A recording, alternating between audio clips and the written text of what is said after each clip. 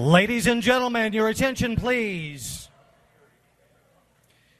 Please welcome to the stage National Press Secretary for the Donald J. Trump for President campaign, Caroline Leavitt.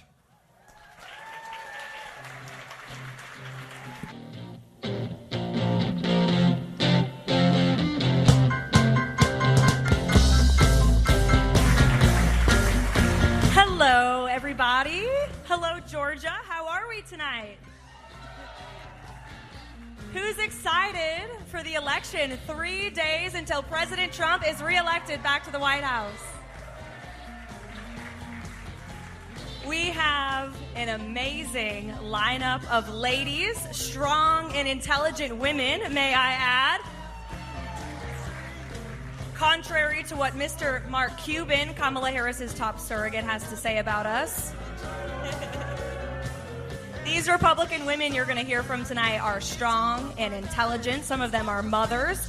And we're going to talk about why it's so important that we elect President Trump on Tuesday. We're going to share some personal stories. Most of all, we're going to have some fun. So who's ready to have some fun tonight? Well, without further ado, I'm going to introduce the beautiful women we have backstage. First up, the co-chair of the Republican National Committee, Lara Trump.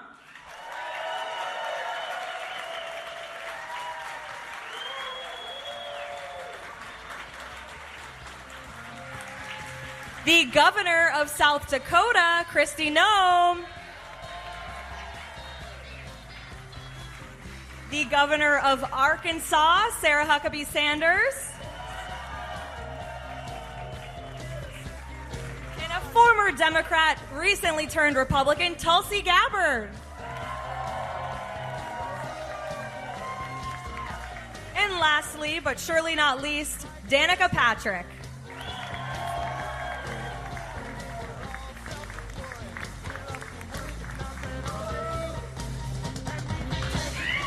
What's up, Georgia?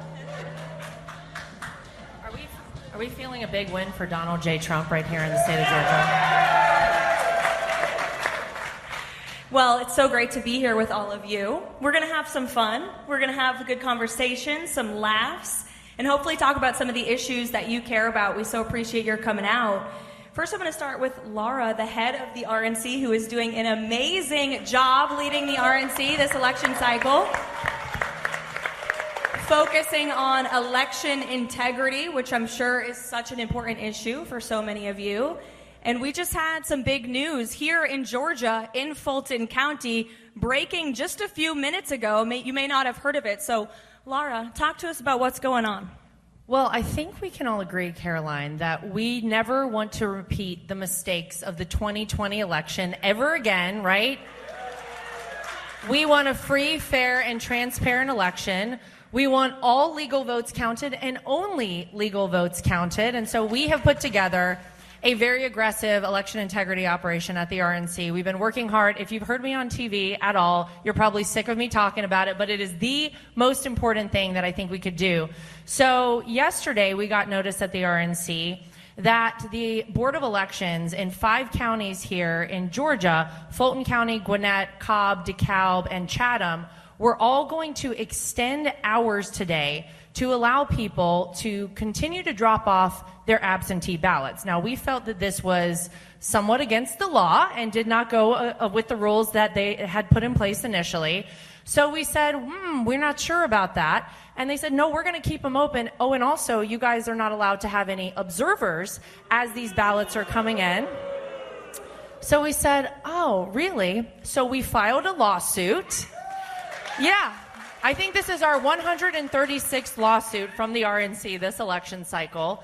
And we pushed back very hard on them not allowing our observers in the room. I am happy to report observers have been allowed every time a vote is coming in. But I think the bigger conversation, Caroline, is truly about election integrity. And it is our hope at the RNC that this election in 2024 goes to reestablish trust in our electoral process. It's foundational to who we are as a country. And the lack of trust that so many people across America have post-2020 is very problematic. So our message has been clear. if you are a person who is going to cheat in an election, we will find you, we will track you down, and we will prosecute you to the full extent of the law. And Lara, we were on a press call this week explaining to the fake news media the efforts that we are making at the Trump campaign and the Republican National Committee to ensure the integrity of the elections. And you said something that was so profound, and I've been using it in my media interviews. Oh, excuse me, I'm flattered. You said, we are protecting the vote. It's not just for Republicans, and this is something that the media gets wrong. We are fighting to protect the integrity of this election for Republicans and Democrats and all Americans, period. And by the way, we have also reached across the aisle to our friends over at the DNC, and we have asked them to join us in our pursuit of election integrity. Now, we have yet to hear back, but we still have 70-some hours to go, so we'll let you guys know on that. And big wins in the Commonwealth of Virginia and also in Pennsylvania as well. Yes, that's right. So Pennsylvania, you guys might have seen, yesterday we were proud to announce that mail ballots do have to have dates on them.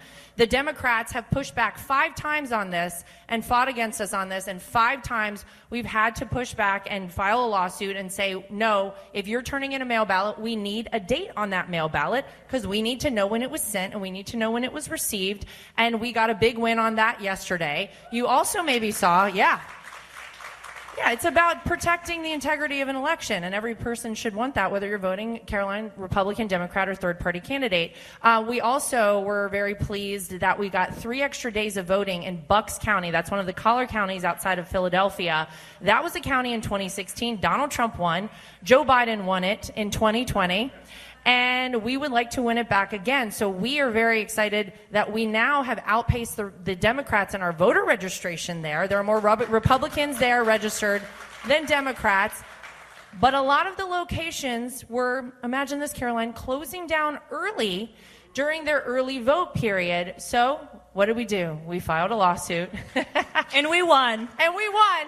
And they got 3 extra days of voting there. And you guys probably saw in Virginia, Governor Glenn Youngkin, who, by the way, turned Virginia red, and we're trying to do that again right now. That's where Donald Trump is, at a rally in Virginia right now.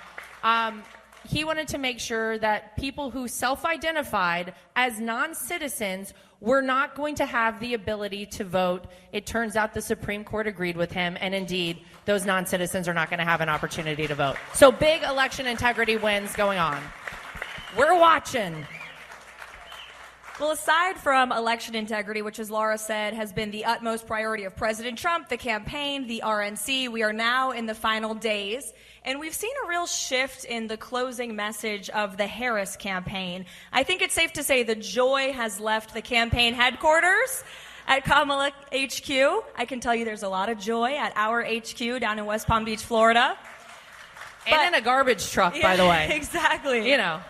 So who here heard Mark Cuban call Republican women weak and dumb? We have a lot of beautiful, strong, and intelligent women on this stage, don't we?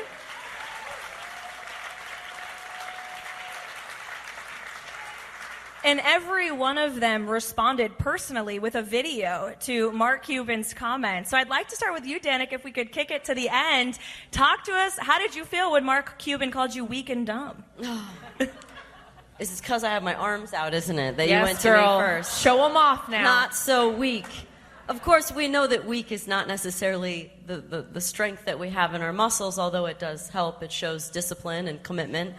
So it is something, but look, I think it was a really unintelligent comment, and I feel like there's such desperation on the other side. And so to encompass all women that support him and say that they are weak or unintelligent is just wildly wrong. And or Joe Biden calling everyone garbage that supports him.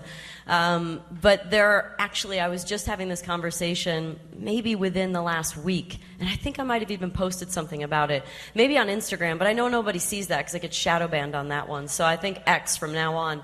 But I was just, right, exactly. I was just having this conversation and posted something about the fact that the people that surround Donald Trump are always such strong women. They are excellent at what they do. They are articulate. They're amazing human beings. And so it's very ironic that he would go and say something like that not long after, because it's just the opposite. And I feel like that's what you see from the Democratic Party. It feels like such a party of hypocrisy right now.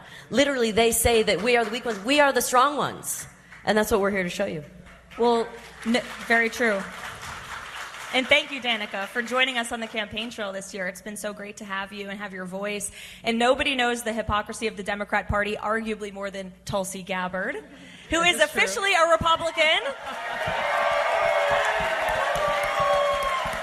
Aloha. Thank you for the sign. It's so true. I mean, what we're seeing play out now is just what I experienced for many, many years. I remember going back to 2016 when Hillary Clinton was running for president, and I was a vice chair of the DNC. I resigned so that I could campaign against her and warn the American people about how dangerous she would be as commander-in-chief. And over I got asked by people in the media, people in the party leadership, how dare you, as a woman, not support this person who could break through the glass ceiling and be the first female president? And my response to every person who asked me this question is, I'm offended that you're reducing me and my intelligence to my body parts. I experienced over and over in 2020 when I was a candidate for president on the Democratic ticket, how really when it comes right down to it, Danica said it perfectly, it is the hypocrisy for a party that claims to stand for women, that claims to be the feminists, that claims to want to lift up women in every possible way. Turns out they only like a certain kind of woman, and that certain kind of woman is one who will spout their talking points, toe the line, and do whatever it is the powers that be in the Democrat Party and the Washington establishment want you to be. So knowing that, one of the many reasons I left the party, I was never going to fit in that environment, but it shouldn't be a surprise to us that they chose Kamala Harris to be their nominee, because she is doing exactly that. She is reading the talking points, literally, gets lost when the teleprompter freezes and stops working, and it is the continuation of the kind of figurehead political leaders that they seek out, people who they know that they can control. And this is, to me, what's so dangerous about a potential Kamala Harris presidency. And I can say this as a person who continues to serve in uniform in the Army, as a veteran of multiple deployments. It's quite terrifying to think of a Kamala Harris as commander-in-chief who is being fed orders by someone that voters never elected, number one. And number two, someone who will feel the need to mask her insecurity and weakness in order to try to project strength and use my brothers and sisters in uniform as the means of doing so. So it's those among many reasons why I'm so committed to helping get President Trump reelected and sent back to the White House.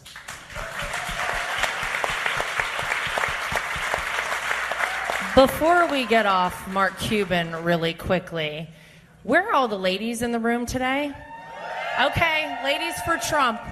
Let's just say this. It takes a very smart and a very strong woman to look past the lies of the mainstream media, to look past the manipulation of the Democrats and their allies, Hollywood, all of it, to do the research, to find out about a candidate and make your informed decision as a woman, as an American citizen, and say, yes, I am voting for Donald J. Trump. So congrats to all the ladies in the room today.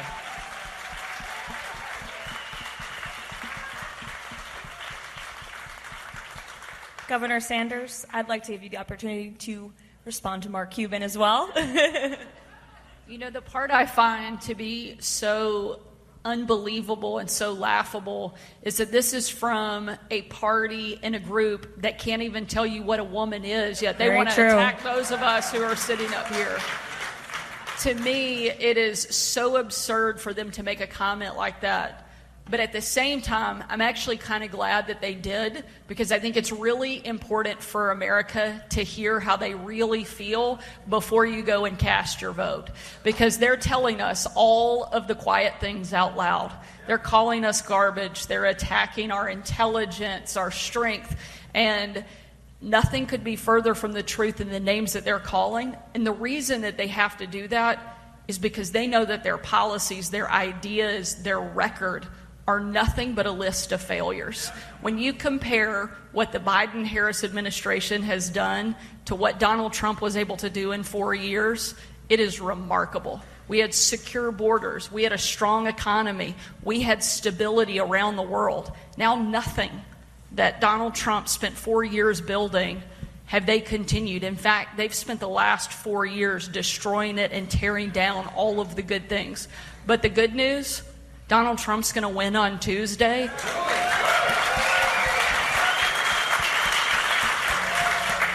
And America will be reminded what a difference it means to have a true, strong leader who actually loves our country and is willing to stand up and fight for it.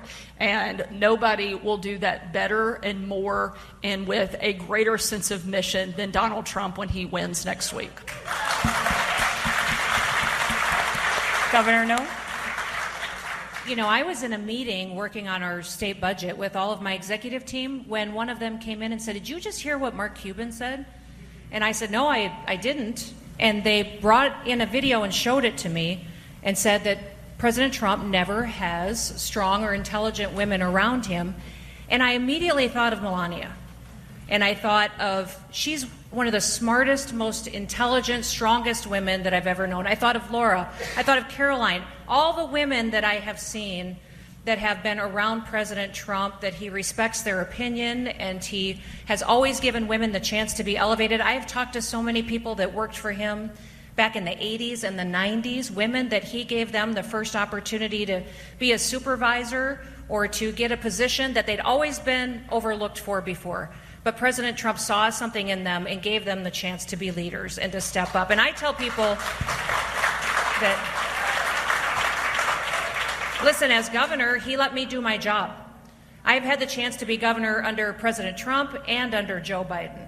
And under President Trump, he let me be a problem solver. He let me take care of my people, followed the Constitution, let me figure out what our problems were, and he helped me solve them. And day one, when President Biden got in that White House, I went on defense.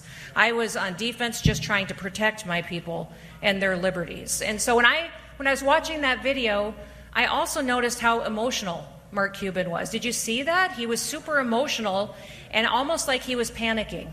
And I realized this is how the entire Democratic Party feels right now. This is how the machine feels, because they are panicking because they're losing, and they see President Trump out on the campaign trail having fun.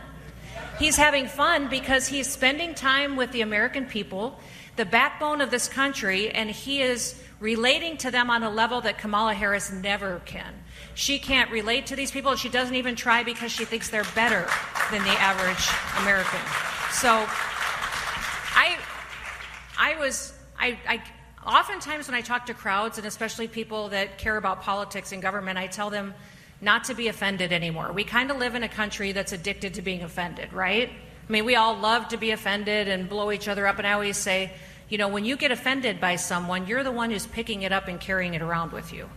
And then you're the one who's carrying the burden. So you have the opportunity every day to, when people offend you, just to let it lay there and walk by it. Because the fact that we don't talk to people anymore is one of the reasons that we aren't winning the hearts and minds of people often when we have political discussions, right? We need to listen to them. But when I saw Mark Cuban say that, I was like, I'm going to own this offense. Because there are more women voters in this country than men, and we stick together.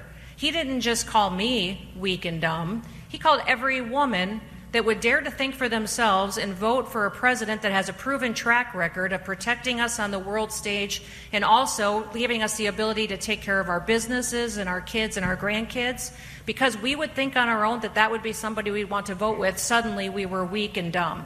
And that was offensive to me. So let's make sure that when we're out there talking to people, that we're looking at really the two candidates and the two parties and the machine of the Democrats that they have that is one party think, group think, everybody fall in line. In fact, if you saw President Obama when he was talking to that group of campaign folks at that headquarters, you remember what he said? Black men must not be voting for her because she's a woman. And I thought for his thought to be, the only reason that you're not voting for her must be because she's a woman? I thought that was a horrible thing for him to immediately default to. Maybe they didn't like her policies. Maybe they don't like what she's done the last 4 years. But for him, because he's already pulling all the strings behind the scenes and controlling what Kamala Harris says and does, he thought, what could possibly be going on here except she's a woman? So we're getting a window into what they really think of us. We're getting a view into how the Democratic Party and leadership thinks of women.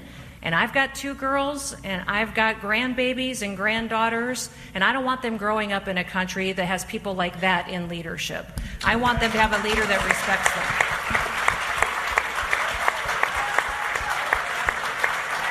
I'd just like to thank The View for all of their excellent content that they've provided to us.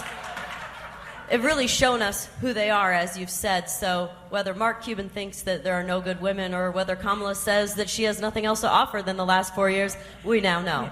They are writing the script for us, that's for sure. I would also say to Mark Cuban, watch how this group of smart, strong women gets Donald Trump elected 3 days from now.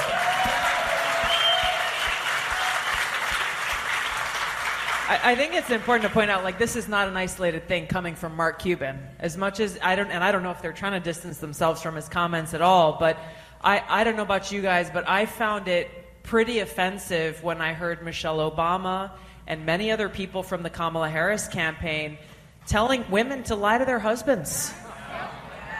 There's a commercial about that. There's literally an ad. Yeah. Like, this is their narrative, is basically that saying but not saying, you're too weak to have an open dialogue and conversation with your boyfriend or your husband or your partner, so you should just sneak around their back and smile and lie to them about who you're voting for. I found it completely demeaning and something that reinforces exactly what Mark Cuban is saying.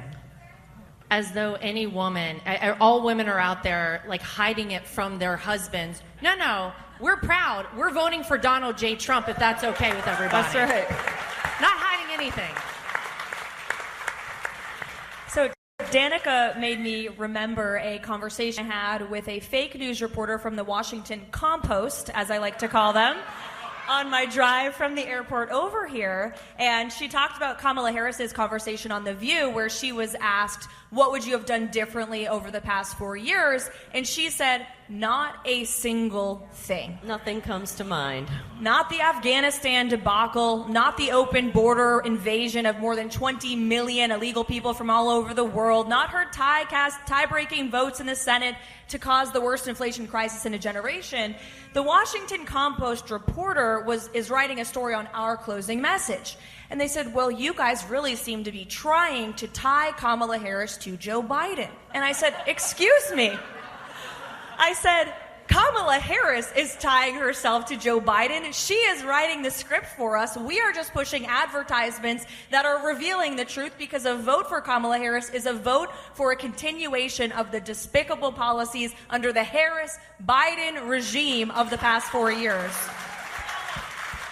And it leads me to my next question. How amazing is it that we have 2 wonderful Republican women governors sitting on this stage right now?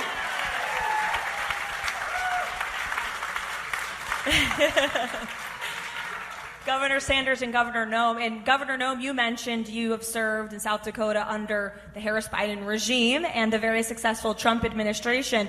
I think it'd be interesting if both of you could point out how you have seen the policies of this administration in Washington, D.C.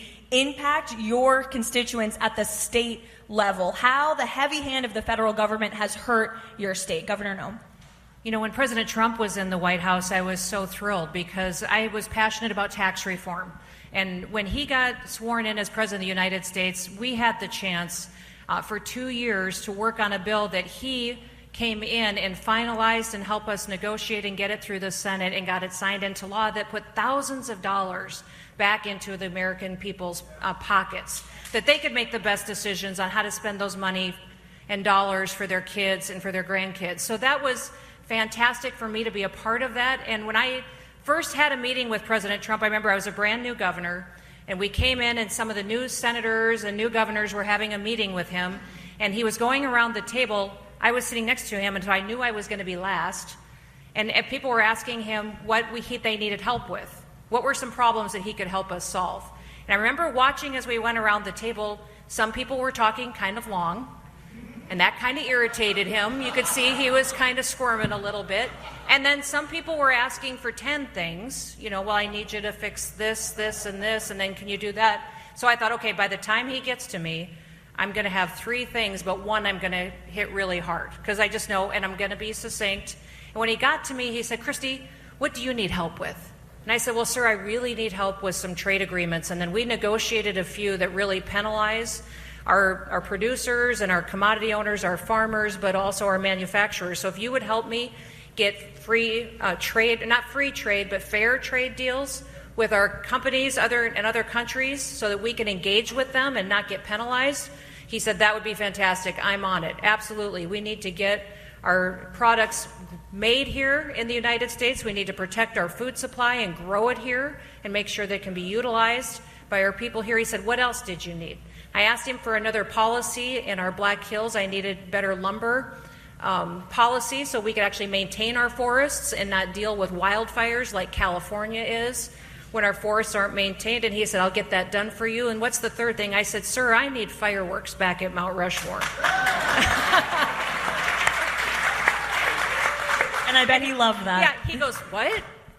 I said, well, we've always, every year, been able on the 4th of July to have fireworks at Mount Rushmore. And those TV shots of Mount Rushmore, a monument to great leaders, celebrating the freedom and independence that we have here as Americans, I said, but as soon as President Obama came into office, he took it away from us. And I'd like to have it back because I think it's a reminder not just to the people in this country, but to the whole world what America stands for.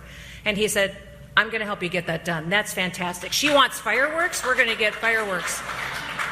I got a little worried because every time I saw him for a year after that, every time he looked at my face, he'd say, how's our fireworks going?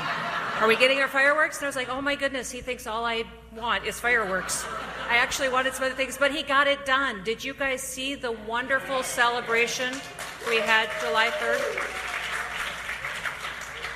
And so it's great to have a president that really wanted to help other leaders solve their problems for their people.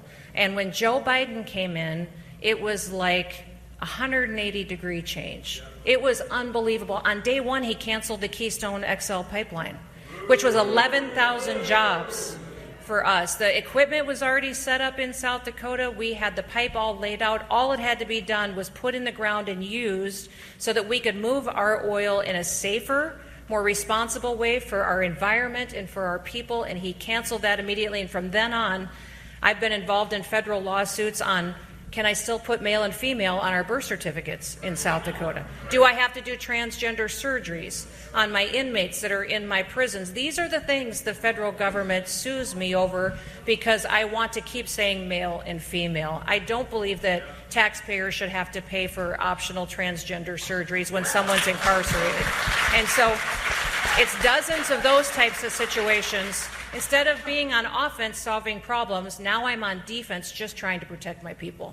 Well, we're going to go on offense again in January 2025. Governor Sanders? I have to say it was an incredible fireworks show. So I got the opportunity to go with my kids in person, and as anything in Donald Trump true fashion, it's going to be the biggest and the best, and it absolutely was. So, but I think one of the biggest differences in having the Biden-Harris administration versus the Trump administration is during the Trump administration, he was fighting against our actual adversaries and our enemies. He was holding China's feet to the fire, standing up to Iran, standing up to Russia. And now, instead, Republican governors are having to fight against our own government. And that shouldn't happen in America. We shouldn't have to, as governors, pick up the slack where the federal government is dropping the ball. Both of us have sent members of our Arkansas and South Dakota Guard to the southern border because we have a president who refuses to do his job. That never happened under Donald Trump's administration. Not only did we have a secure border, but we were making a huge difference and a lot of progress and movement, great trade deals. You weren't seeing chaos and instability around the world like you're seeing take place in the Middle East. We didn't get walked all over by China like you're seeing take place right now. We actually had a president who was fighting for us instead of fighting against us. And nothing could be more different than what we have in this current administration. So now Republican governors are having to pick up the slack. We're passing the tax cuts. We're implementing universal school choice. I was the first governor in the country to kick China off of our farmland in our state and make them pay for it.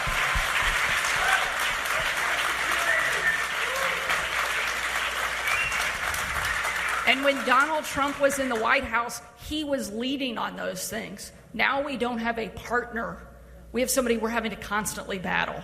And that makes a real difference. We need somebody in the White House who loves our country and who understands what makes it so incredibly great. The reason America is the greatest country on the face of the planet is because it's the freest country that the world has ever known. And we no longer have a government that understands that. Not only do they not understand it, but they're not willing to do anything to protect it. I want to make sure that my kids and every kid growing up in America gets to enjoy the same freedoms that I do. But now we have a government that's working hard to take them away instead of fighting to protect them. We will not have that any longer when Donald Trump steps back into the White House. We will have a fighter for all Americans. You know, we're talking so much about how Donald Trump is going to do such a good job and bring the country back, but I truly believe it could be better than it's ever been. Make America Great Again just works for MAGA, but it's more than that. It's more than MAGA. And recently I just saw Bobby doing an interview, and he said that Trump has not let him down on any promise since he's been engaged within the party. Not let him down, and in fact over-delivered. And that when he got into office, he didn't really know what he was doing yet. You can imagine, like, being president for the first time. You really don't know what to expect. But he knows now, and he knows who all the bad guys are. I was just in Phoenix a couple of nights ago watching him for Tucker's last show on his tour, and he said, I think I know who all the bad guys are now.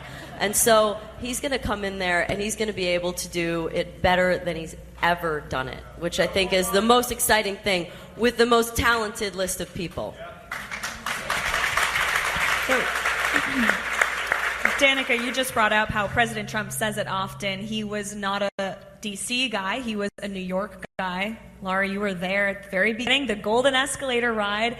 Talk to us about what this transition has been like for you and your family. 3 days left on a really 10-year journey. I'm sure it's a little bittersweet for you. You've traveled the country and met so many amazing people, and you're a household name, and America loves you, by the way. Don't we love Lara Trump and her family? What has it been like, and how does it feel in this moment now that you have 3 days left on this ride? It's a great question. Nothing prepares you for something like this. I will tell you, we had a conversation. We had dinner as a family. This was a few nights before the famous Golden Escalator ride, and that night, my father-in-law sat down with our whole family, and he said, listen, this is something that's real. I'm definitely going to do this, but I think you guys need to appreciate what this means too, because it's not just about me. It's about all of you. And if I do this the way it needs to be done, they are going to come after me, and they're also going to come after you. And I think you guys need to understand what that means and make sure everybody feels good about this. And of course, we're all like, yeah, how bad could this possibly be? Oh, boy. And then, of course, we saw immediately how bad it could possibly be. And to have really felt like I've been in the trenches with my father-in-law, our entire family. It's not just us, it's all of you. Our entire movement it's not a movement of politics. It's really like you guys are our family. And so that's why it is, Caroline, bittersweet. For 9 years, we have been out there fighting alongside each and every one of you. And I will be so proud on Tuesday night when we re-elect Donald Trump as our 47th president.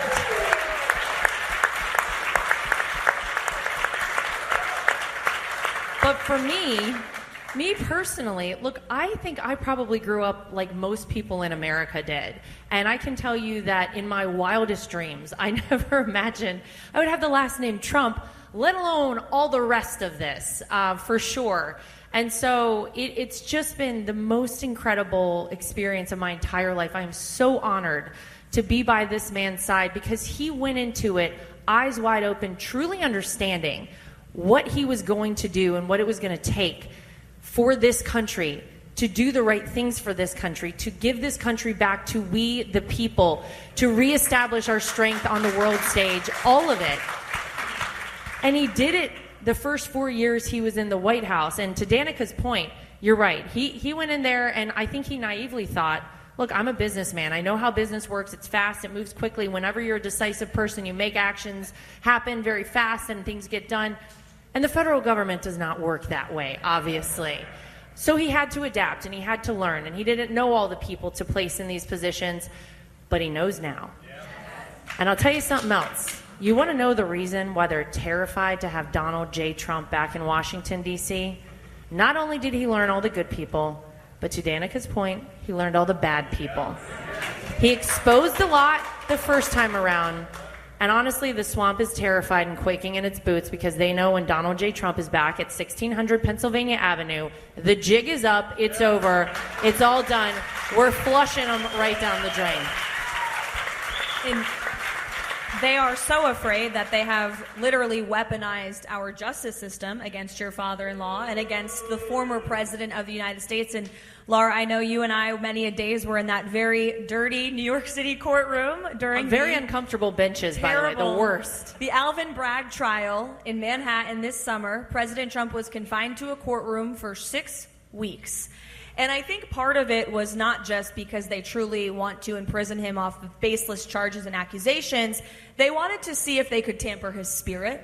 I think that's what it was, psychological games they were trying to play, and little did they know, they picked the wrong guy. I don't know when they're going to stop underestimating him, but going in that courtroom with him every single day and seeing him fight against Alvin Bragg, the entire justice system in New York, the mainstream media that was pushing out fake headlines, and going in there with a smile and more determined than ever to fight and fight for truth.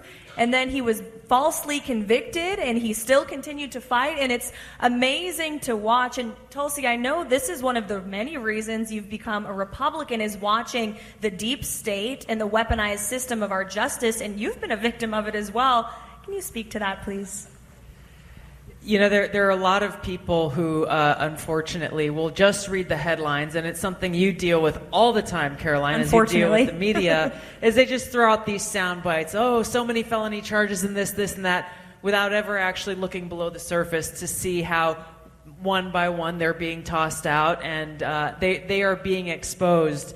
I'm not the only one, but there are many people who have also been the targets of political retaliation from the Harris-Biden, accurately called the regime. The very next day after I did an interview warning the American people about how dangerous Kamala Harris would be as commander-in-chief, as I talked about, it's the same thing I said back in 2019. It was true then, and it's true now. The very next day, I was placed on a little-known secret domestic terror watch list called Quiet Skies.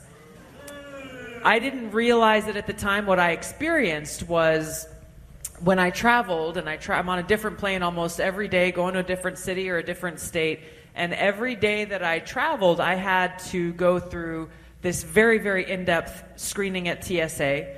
They would mark my boarding pass with an SSSS on it, and that meant when you go up to show your ID, to go through TSA, they would shut down an entire lane of the TSA line. She usually takes, a good 10 or 15 minutes and then push me through. It also happened to my husband, by the way, guilty by association, I guess. And then really thoroughly search every single item on my body and every single item in my carry-on bag. We noticed there were drug dogs sniffing around. They would swipe all of the electronics, turn them on, make sure they were on, swipe them for bomb, explosive residue, and so on and so on and so on. This went on over and over, and every time they're like, "You've been randomly selected." No. There is no way. So after about a week and a half of this, there were federal air marshal whistleblowers who came forward and presented evidence showing that I had been placed on this domestic terror watch list, that TSA had what they called an active targeting package focused on me, and that they had assigned at least 3 or 4 federal air marshals to surveil me from the point I got to an airport, through the flight, and then to the point where I actually left the airport. To this day, this has not been addressed by anyone in the administration. I did an interview with Dana Bash shortly after this happened and brought this up. She's like, "Oh, I've never heard about this." Pretty convenient. She said, "Of course you haven't, Dana." Exactly. She said we should follow up on this. That was like 2 months ago. We sent a message yesterday saying, "What happened to the follow-up, CNN?" The point is, the propaganda media is working in force to push the Kamala Harris narrative that President Trump and those of us who support him, those of us who are exercising our right to free speech, those who may be peaceful pro-life protesters, anyone who criticizes their government is seen as a traitor, as an opponent, as someone who must experience their retaliation, sending the message that if you go against us, you may be next. And that to me is again, going back to the hypocrisy. These are coming from people who claim to stand for freedom, who claim to stand for democracy. Kamala Harris says she is the defender of democracy, that they protect the rule of law. But we have to recognize that every one of the things that they say they stand for, she says that they're the ones who secure the border.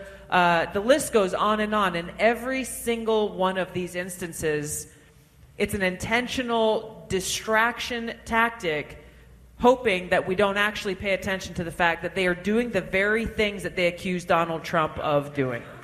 Always.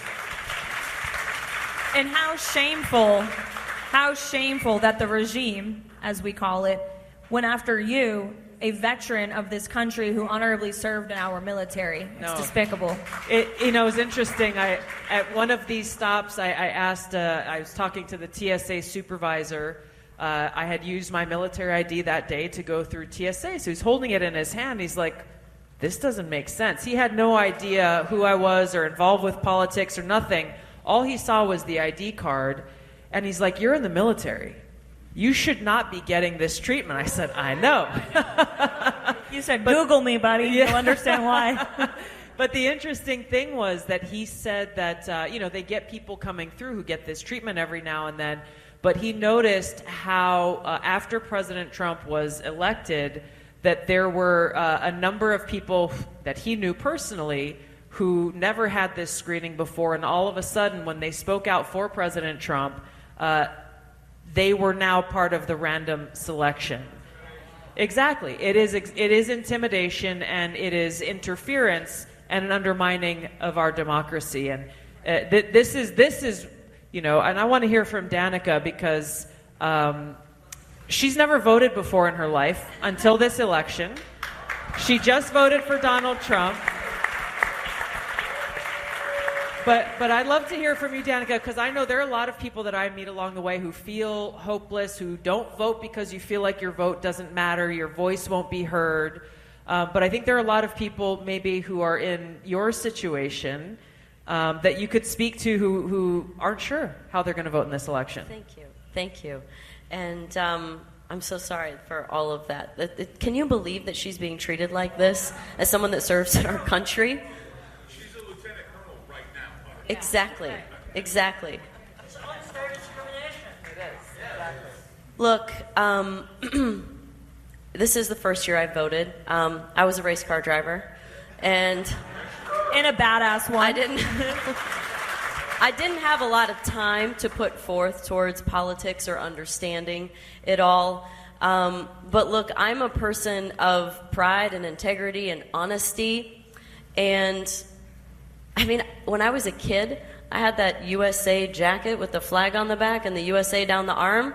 If I wore that now, I'd be making a political stance. That's wild. I have a shirt on that says Proud American. I'm making a political stance. That's wild. And so in December, I went to an event that Charlie Kirk put on in Phoenix called AmFest. And you guys know who Charlie Kirk is? He's done incredible things for voting, for kids in colleges and high schools. He has chapters everywhere. This man works so hard. He talks so much, he literally sucks on lozenges all day, every day. You'll notice if you see him talking these days.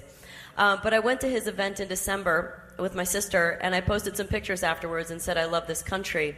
And the backlash from that was so shocking to me that I could say something like, I didn't actually even say, make America great again. Strategically, I just said, I love this country.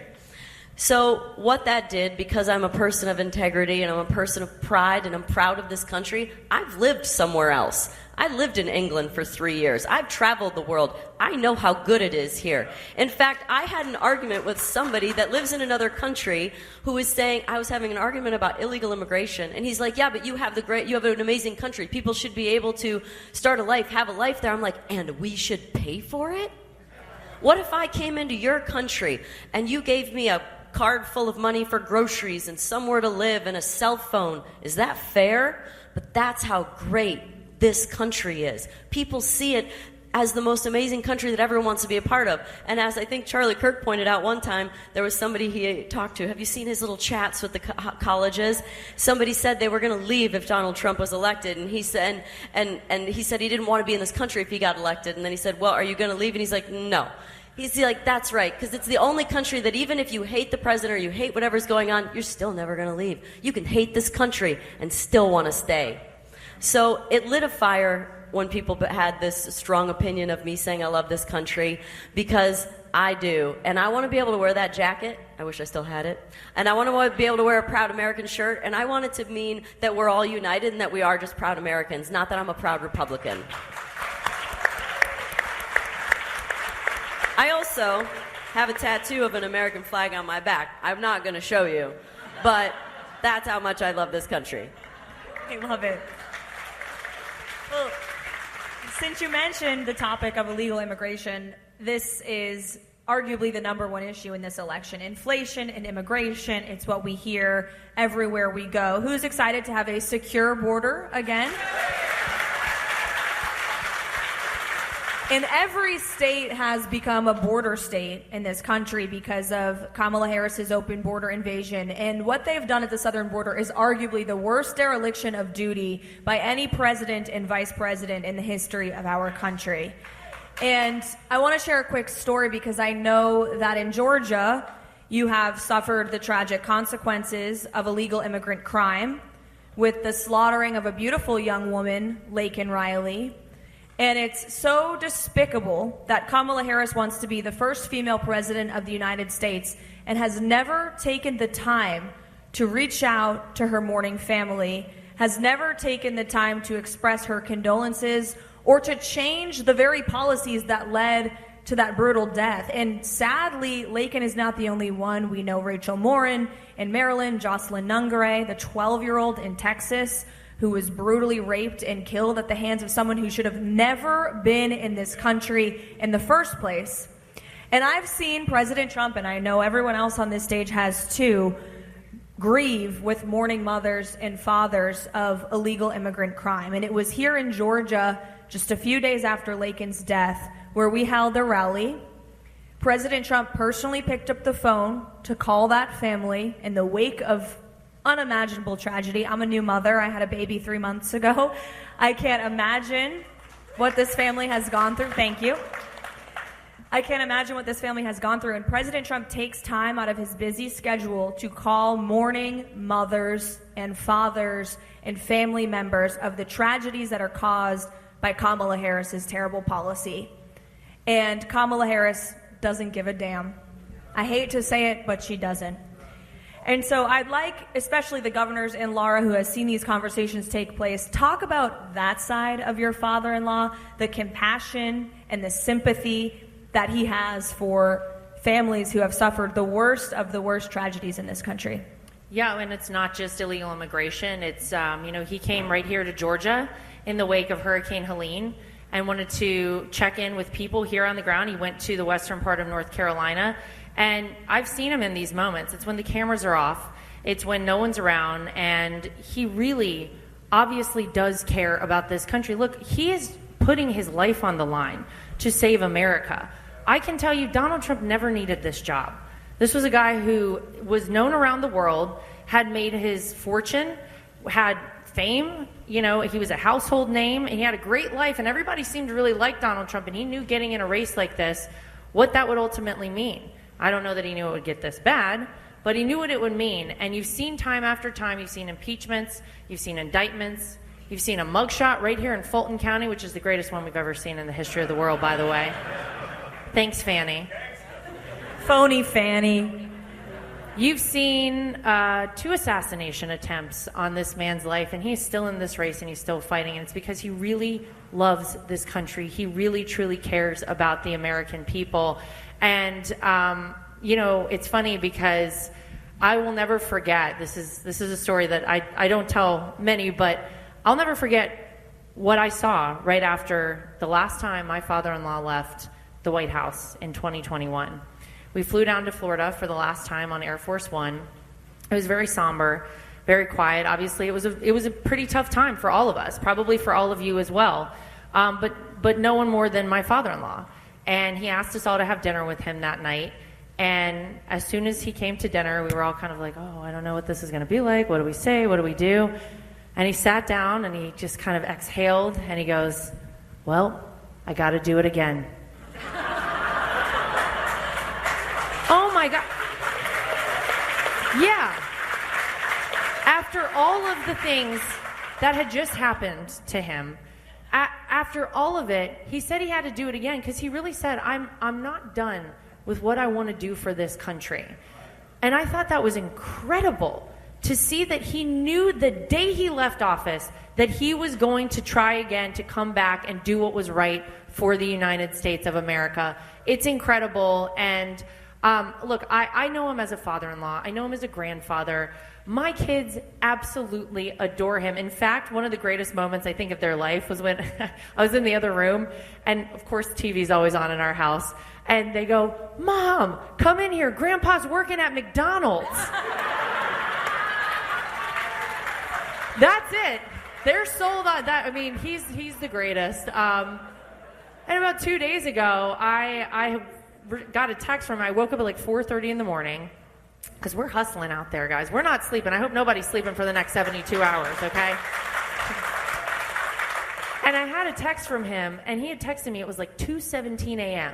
And I was like, oh. So I wrote him back, and he immediately responded to me. I was like, oh my gosh, he's awake? What? This guy isn't sleeping?